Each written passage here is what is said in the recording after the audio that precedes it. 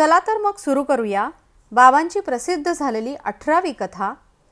नाव आहे मी मैत्रीण सर्वांची, जी प्रसिद्ध झाली होती अरुंधती मासिकाच्या दीपावलीच्या 1976च्या अंकामध्ये. मी मैत्रीण सर्वांची. वास्तविक बसस्टॉपपासून ऑफिसपर्यंतचं अंतर तसं फार नव्हतं. बस हुतात्मा स्तंभाला वळसा मारून कोपऱ्यावर आंबेडकर उद्यानापाशी थांबे. कंडक्टरची बेल होताच पर्स सांभाळत ललिता बसमधून बाहेर पडे. ओळखीचा कंडक्टर असला तर बस काही वेळ जास्त थांबे. न जाणो ललिताला उतरायला वेळ लागला तर. क्वचित त्या बसमध्ये ऑफिसातला एखादा ज्युनियर इंजिनियर असे, नुकताच नोकरीला लागलेला. अशा वेळी तिला तिकीट कधीच काढायला लागत नसे. मग बसस्टॉपपासून जुनी सेंट्रल बिल्डिंग तशी लांब नसली तरी ऑफिसातलं कुणीतरी तिला स्कूटरवर लिफ्ट देई. काही वेळा तर त्या बसची वाट बघत एखादा ऑफिसातला स्कूटर स्वार थांबून राही. न जाणो तिला पायी ऑफिसात यायला लागलं तर.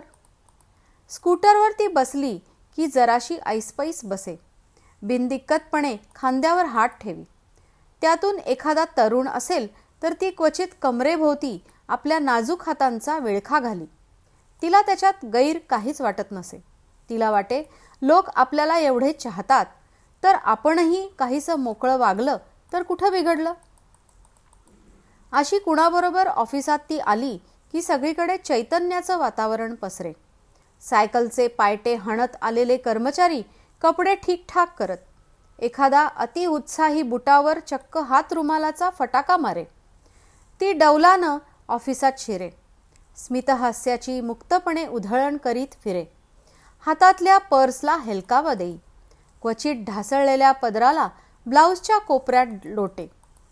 मस्टरवर सही करताना ती खाली वाकली की अनेक नजरा तिच्याकडे वळत आणि हेलकावे खाणाऱ्या मंगळसूत्राकडे पाहून परत फिरत. ती ऐटीत आपल्या टेबलवर बसे. मग संपूर्ण दिवसभर तिचं टेबल गजबजलेलं राही. कुणीतरी गप्पांच्या निमित्तानं तिच्याजवळ येऊन बसे. कुणीतरी तिला चहाला घेऊन जाई. एखाद्याबरोबर अलंकारचा मॅटिनी पाहणंही तिला निषिद्ध नसे. ज्याचं तिच्या टेबलाशी जाण्याचं धाडस नसे ते लोक लांबूनच तिच्याकडे पाहत राहत. तिचा उभट चेहरा, गोरी नितळ कांती, मोठं कुंकू आणि तिच्या बोलण्या चालण्यातलं मार्दव स्त्रीत्व. आपल्याकडे कुणी पाहतंय हे तिला समजलं की मग ती पाहणाऱ्याकडे गोड हास्य फेके आणि पुन्हा कामाला लागे. साहेबांनाही तिचा स्वभाव वागणं भावतही असे. ते कानाडोळा करत. ललिता उगचच केबिनमध्ये जाऊन येई. मग साहेबही गडबडून जात. क्वचित तिला तिच्या मित्रांचे फोन येत. मग गाडी घेऊन कुणी श्रीमंत तरुण ऑफिसच्या वेळातच तिला न्यायला येई. ती एखाद्या लहान पोरीप्रमाणे चटकन त्याच्या मोटारीत जाऊन बसे. चेहऱ्यावर मोकळं हास्य, टवटवीत चेहरा आणि रसरशीत शरीर. कुठेही नजर टाकली तर डोळ्याला भासणारी गोलाई. सारं कसं मुलायम, मोराच्या पिसासारखं. ती कुठलेसे भारी सेंट वापरे, बहुधा तिच्या मित्रांनी दिलेले. ती जवळून गेली की हजारो पुष्पांचा बहर जवळून गेल्याचा भास होई. मग कॅम्पातली उच्च हॉटेल्स होत. काही वेळा ब्लू डायमंड, पुण्याचा फारच कंटाळा आला तर खेड शिवापूरचं अप्सरा हॉटेल. तिथं मोकळं वाटे. मग ती मित्राबरोबर पायीच आजूबाजूच्या रानातून मोकळेपणे हिंडे. ती जणू स्वैर पक्षीणच होती. दिवसभर बाहेर भटकून आलं की संध्याकाळी हळूच आपल्या घरट्यात शिरायचं आणि घुटरघुम करत राहायचं. तिच्या नवऱ्याला विजयला याचं काहीच वाटत नसे. तोही तिचा कॉलेजातला एक मित्रच होता. तिचा स्वभाव त्याला माहीत होता. कॉलेजात त्याचं गुंजन सुरू होताच तिनं त्याला मोकळेपणाने साथ दिली होती. मग एका धुंदीच्या क्षणी त्यानं लग्नाचा विषय काढताच तिनं सांगितलं होतं की मी अशीच राहणार बघ. कुठलंही बंधन नको मला. मला माझी जबाबदारी सारं काही कळतं. मी खूप लोकप्रिय आहे. माझे अनेक मित्र आहेत. ते मला हवेत. मी सर्वांच्या बरोबर हिंडेन फिरेन. कुठल्या मर्यादेपर्यंत त्यांना जवळ करायचं ते मी ठरवेन. आहे कबूल? मग प्रेमाच्या धुंदीत तो म्हणाला होता, मला सगळं काही मान्य आहे, मला तू हवीस, तू कशीही असलीस तरी मला हवीस, तू स्वैर असलीस तरी मी एकनिष्ठ राहीन, तुझी प्रतिमा एखाद्या शिल्पाप्रमाणे माझ्या अंतःकरणात खोदलेली राहील. आणि मग एक मोठी वीज कडाडली होती. धुवाधार पाऊस पडू लागला होता. ती दोघं एकमेकांच्या बाहूत दीर्घ काळ विसावली होती. सगळीकडे पाणीच पाणी झालं होतं. कपडे दमट झाले होते. एकमेकांच्या उष्ण श्वासात कसं बरं वाटत होतं. नेत्रांची पाखरं फडफडत होती, मिटत होती, घुटरघुम घुटुरघुम. एक दिवस ती अशीच ऑफिसला गेली होती. एका मध्यमवयीन हेड क्लार्कनं तिला लिफ्ट दिली होती आणि ती स्कूटरवरून उतरताना त्यानं तिच्याकडे अनिमिष नेत्रानं पाहत विचारलं होतं, वेस्ट एंडवर फार चांगलं पिक्चर लागलंय, येणार का? तिकीट काढायला मी स्वतःच जाईन म्हणतो. तिनं चमकून त्याच्याकडे पाहिलं. रुपेरी केसाआड चष्म्यातून त्याचे डोळे मोठ्ठाले दिसत होते. त्यात एक भूक, वखवकलेली त्याची नजर तिच्यावर खिळली होती. तिच्या गेंदेदार शरीरावरून ओघळत होती.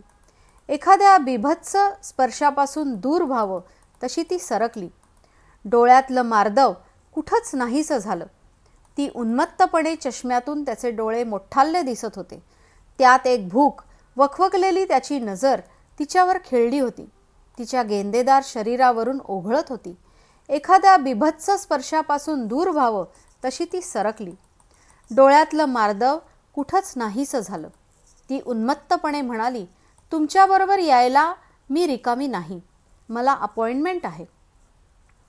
शेपट्याला झटका मारून ती चपलांची टपटप करीत निघाली. तिच्या भारी साडीवरचं डिझाईन चमकलं. अपॉइंटमेंट. हेड क्लार्क छद्मीपणे हसला. दिवसभर तिच्याभोवती अशा अनेक नजरा टपल्या होत्या. प्रत्येकाला ती नुसती झुलवत होती, आश्वासनं देत होती आणि तुडवतही होती. लोकांना मिळत होतं ते नेत्रसुख, सहवासाचं सुख, एखाद्याला चोरटा स्पर्श. तेवढ्यावरही ऑफिसातली मंडळी खुश असत. तिच्या कॉलेजातल्या मित्रांवर मात्र ती अफाट खुश असे. ते आले की सर्वस्वी बदलून जाई. ती आपल्या टेबलाशी अशीच बसली होती. तेवढ्यात तिची नजर समोरच्या टेबलाकडे गेली. समोरची देवधरबाई आज काम करत नव्हतीच. तिनं लोकर आणली होती आणि ड्रॉवरमध्ये गुंडा ठेवून ती काहीतरी विणत होती. कुठल्याशा गूढ विश्वात रमली होती. क्वचित स्वतःशी पुटपुटत होती, लाजत होती, हुरळून जात होती. ललिता खुर्चीतून उठली. काय ग उषा, काय विणतेस? देवधरबाई किंचित अस्वस्थ झाली. का ग, आज माझी चौकशी चालली आहे फार? ललिता वरमली. तिला वाटलं उगच बोललो हिच्याशी. कारकुंडी ती कारकुंडी आणि मिजाज किती. कुत्र तरी येत आहे का टेबलाशी? ती तोऱ्यानं आपल्या टेबलाकडे वळली. अगं पण मोजे विणते, कॅम्पातून लोकर आणली.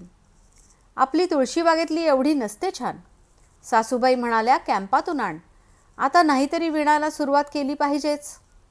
नेहमीच्या सवयीने डोळे मोठ्ठाले करत आणि गरागरा फिरवत ती म्हणाली, अगं पण मोजे विकत मिळतात ना. अगं कसं सांगू तुला, आपल्या हातचं ते आपलंच. ती खूप लाजली. कुणाला विणतेस मोजे? ललितानं वेड पांघरलं. देवधरबाई लाजली. तिचा चौकोनी चेहरा किंचित उमलला. असलेले गाल किंचित वर आल्यासारखे वाटू लागले. तिचे पुढे आलेले 2 दात मात्र मोठे चमत्कारिक दिसू लागले. अगं आमच्या लग्नाला वर्ष झालं ना आता. दिवस आहेत मला. डिसेंबरची तारीख येईल. तुमचं काय बाई सगळं प्लॅनिंग ना? ललिता एकदम नर्व्हस झाली. खुर्चीत विषण्णपणे बसली. स्वतःच्या साडीला लावलेल्या सेंटच्या वासानं गुदमरली. खिडकीतून अस्वस्थपणे बाहेर पाहू लागली. मोठ्या आयलंडला वळसे घालत मोठाल्या लाल बसेस फिरत होत्या. रहदारीला वेग आला होता. मोटारींच्या सुरेख रांगा लागल्या होत्या. आयलंड भोवताली बाग सुरेख दिसत होती.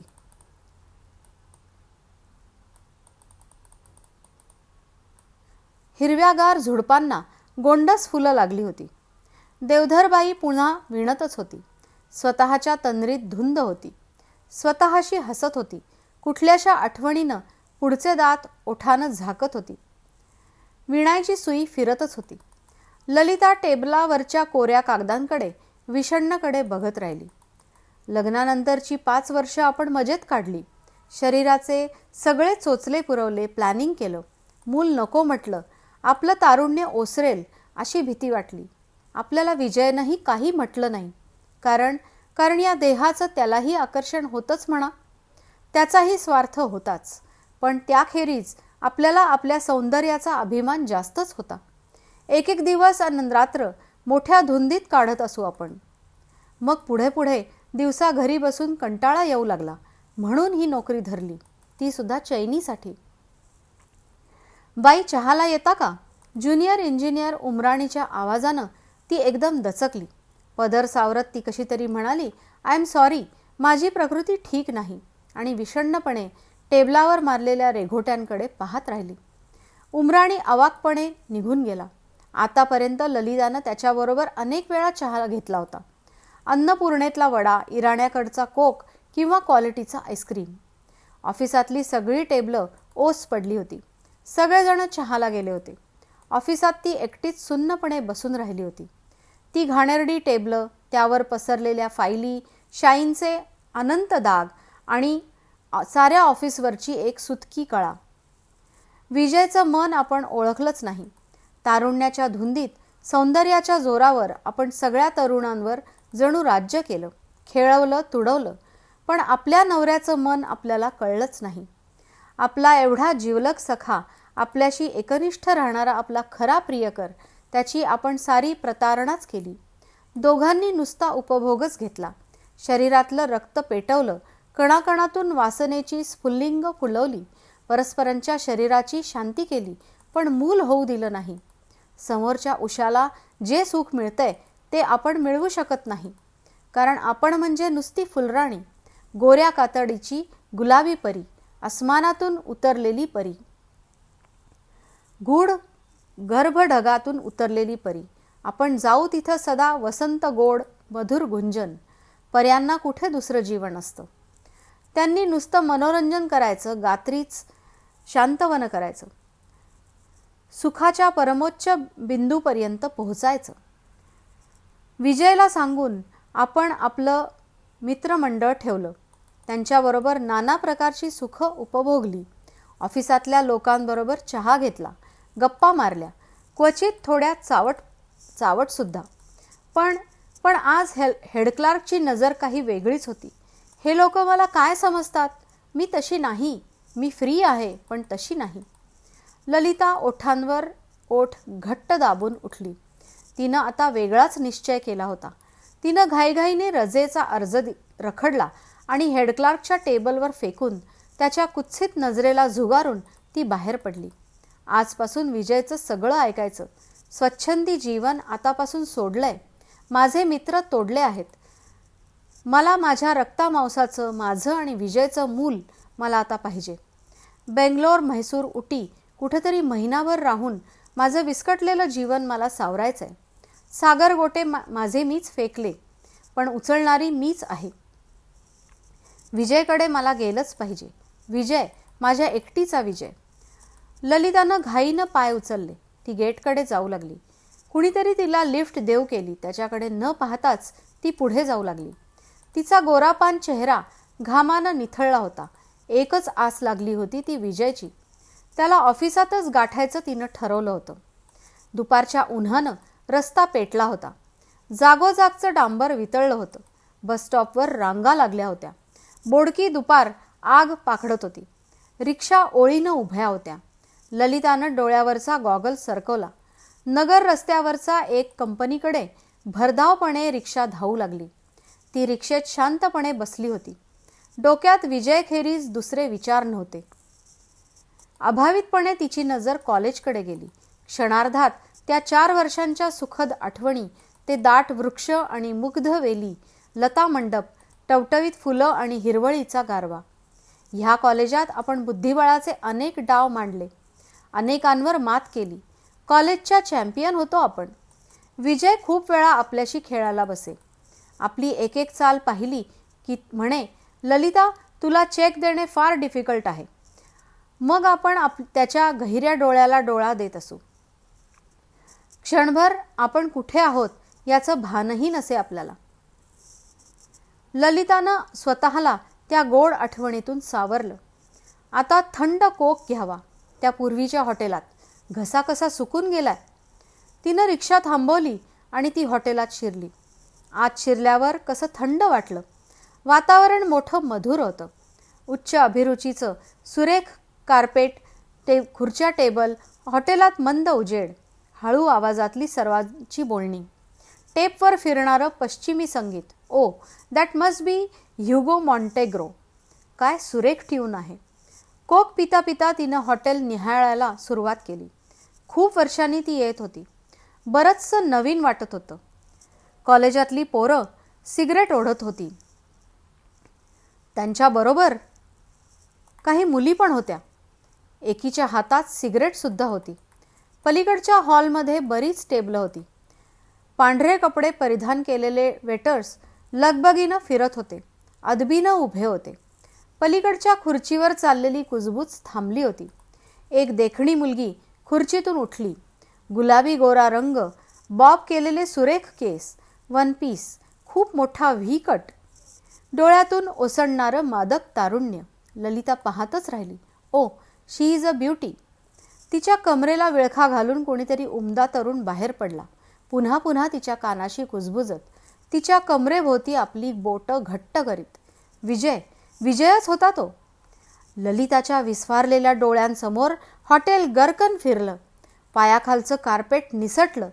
बाटलीतला कोक आता सावकाश ठिपकत होता.